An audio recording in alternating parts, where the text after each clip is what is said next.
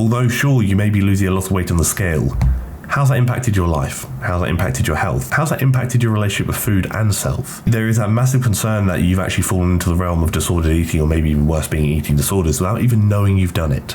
But once you're in there, how do you come back from it?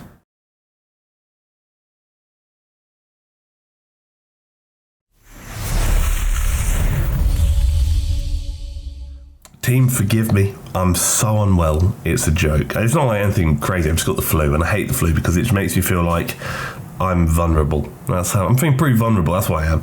So, basically, a couple of things actually before we start. We've got a bit of source today. Talk about Liv Schmidt, somebody who was featured in a recent TikTok video I did, and a few people like Harry gander at her, which I did, and I'm going to get to that. You'll notice video frequency is a bit reduced recently, mainly because I've just been really busy with other stuff, but also mainly because I'm trying to think about how to do things better. But I've noticed I've hit like a bit of a creative block with videos and stuff, and I really want to start putting a lot more emphasis and effort into social media, especially things like YouTube, etc., to create better content, more content, and just higher quality content. So that being said, a lot of the content I do create is heavily audience driven, because again, it's content that I kind of want you to actually enjoy.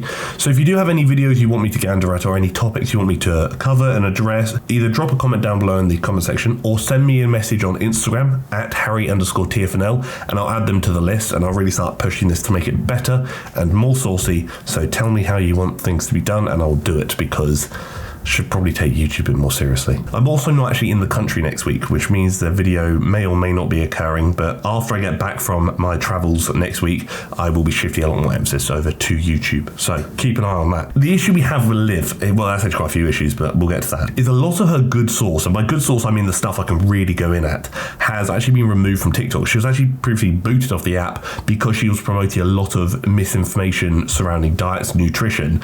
So a lot of that has been removed, but there are some things we can still address, fear not. And we're going to do that just now. So let's start with a banger. When he tells me to be the bigger person, but my goal is to always be the skinnier person. My stomach is too flat to be the bigger person. This essentially sums up Liv quite well. Her big persona and her big kind of existence online is being skinny. Her defining characteristic and how she portrays herself is skinny. Although I may not necessarily understand it, I don't have to, because it's not my body. This is her body, her choice. But we can speak about what kind of message that promotes. And I've actually tried filming this video a couple of times. It was meant to come out Monday, but I just wasn't happy with it.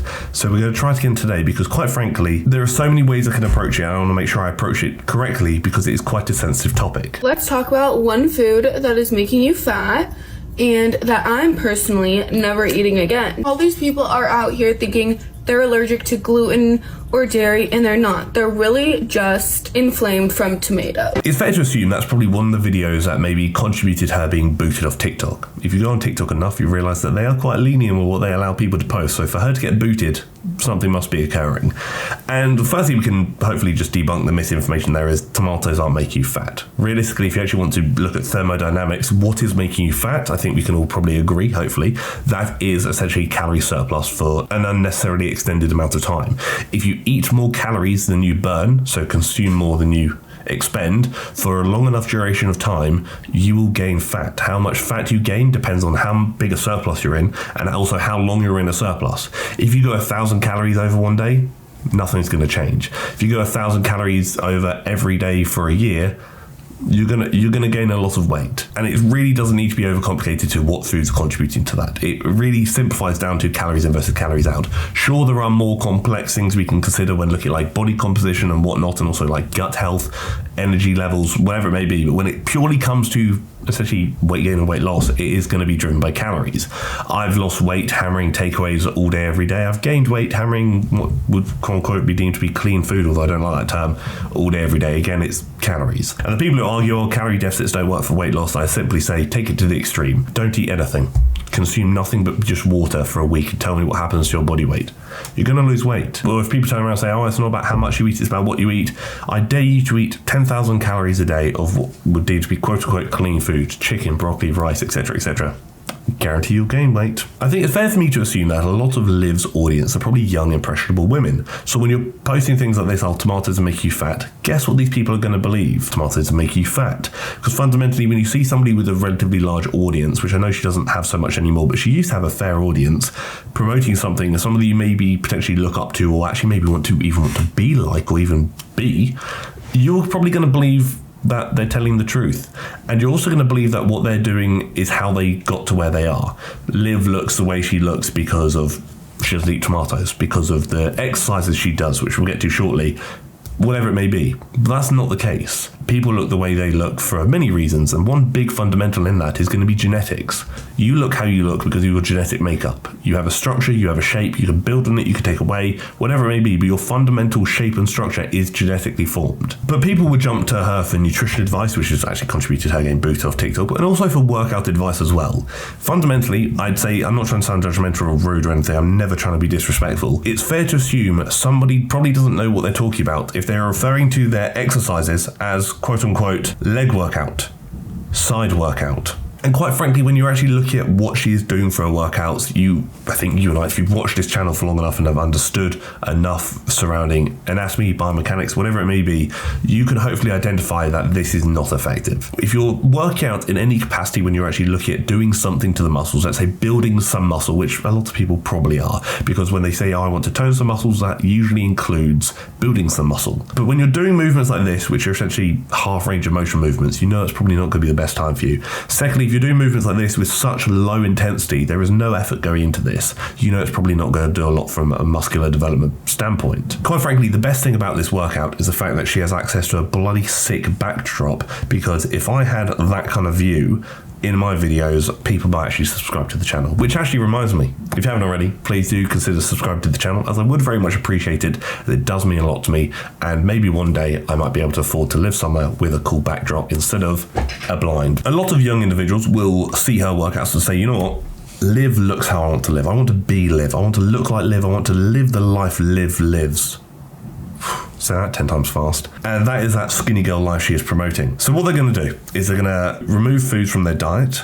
They're going to perform ineffective workouts that really don't achieve a lot, and in many cases may actually take that to an extreme to accelerate the results that they're hoping to see, which they haven't been seeing due to the ineffective advice given by Liv, and they may end up resorting to some pretty extreme measures which can oftentimes look like starving themselves. A lot of people who watch this channel, or who have watched this channel, have either dealt with an eating disorder or previously dealt with an eating disorder or disordered eating, or at least know somebody who has. My master's is psychology. A lot of what was studied did surround eating disorders, disordered eating, things along those lines. And if you know enough about that realm, you understand that from an external perspective, you will typically see it as a poor relationship with self or a poor relationship with food. But it's far deeper than that. It often results in a lot of additional complications, anxiety, depression, or actions that I can't say online without YouTube getting angry at me, that don't result in one returning. Anyone who's been through the realm of eating disorders understands how not only detrimental they are to your life, not only detrimental to those around you, but how difficult they are to come back from.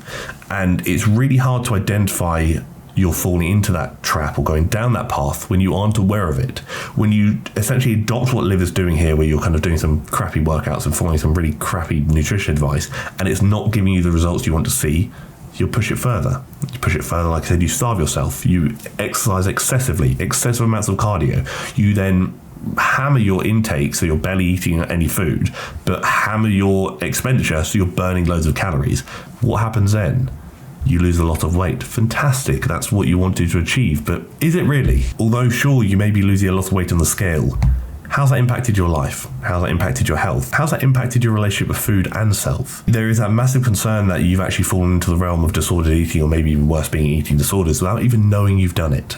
But once you're in there, how do you come back from it? And from a basic overlook of what Liv does, it's hard to say, because obviously a lot of her kind of problematic content has been removed. People may look at what she does and say, oh, it's harmless. She's just telling people to eat less and work out, which to an extent is kind of what I do loosely. It's beyond that. You've got to consider what message she's promoting, what information she's promoting, the audience she's targeting, things along those lines. Quite frankly, Liv looks the way she looks for a few reasons. One, genetics, big thing there. Two, because Liv is Liv, you are not Liv, you'll never look like like her. You could copy her life to the T, you will never look like her. Number 3, her diet. She probably doesn't eat mass amounts of food. Number 4, her exercise. She probably burns more than she consumes to then put her in a deficit. It's not rocket science, and it doesn't need to be overcomplicated. But how she promotes that kind of skinny girl life, you do have to question is that healthy? Quite frankly, maybe not. And sure, if you want to live that kind of skinny girl life as Liv lives, go for it. That's on you. It's not my body, not my choice.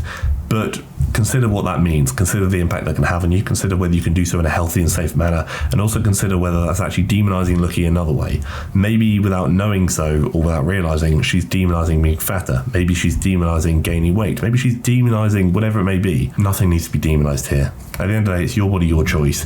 If you want to lose weight, drop me a message, I'll give you some help.